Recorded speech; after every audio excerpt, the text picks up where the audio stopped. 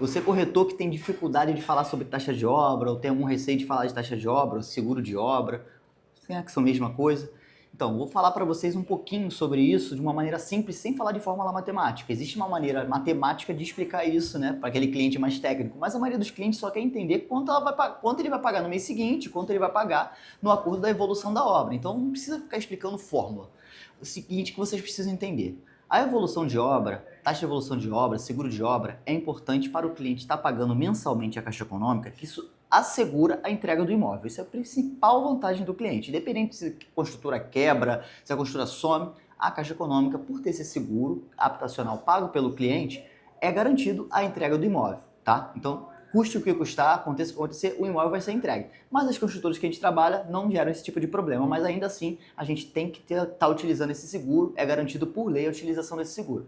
Outra questão da taxa de obra que vocês precisam entender, que ela é crescente sim, só que ela vai ficar próximo do valor da parcela morando do cliente apenas próximo à entrega das chaves, quando a obra estiver bastante evoluída, nos últimos 3, 4 meses.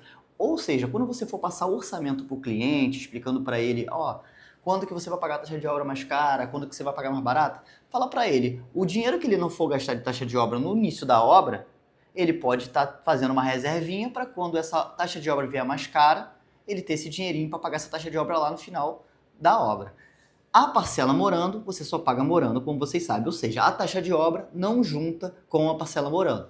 Taxa de obra para caixa no período de obra, parcela morando quando tiver pronto o imóvel, entregue as chaves, beleza? Então essa é uma maneira simples para você explicar para o seu cliente sobre a taxa de obra. E segurança total na compra do seu imóvel quando você paga a sua taxa de obra em dia, tá? Então fiquem ligados que a taxa de obra é uma vantagem para o cliente. Um terceiro ponto que eu esqueci de mencionar é que pelo fato de você pagar essa taxa de obra no período de obra, a parcela que o cliente foi aprovada, que vai começar a pagar morando, ela não sofre reajuste. Ela fica esperando no mesmo valor de aprovação até acabar a obra. Quando você começar a morar, você paga. Se não tivesse a taxa de obra, essa correção, a parcela ia ser reajustada quando você fosse morar. Ou seja, paga a taxa de obra, que é a parcela que você aprovou hoje. O imóvel entrega daqui a 3 anos, você vai pagar a parcela que você aprovou hoje, o imóvel daqui a 3 anos, beleza? Então só tem vantagem em apresentar a taxa de obra, desde que o cliente tenha a condição ali de organizar seu orçamento para estar pagando, beleza?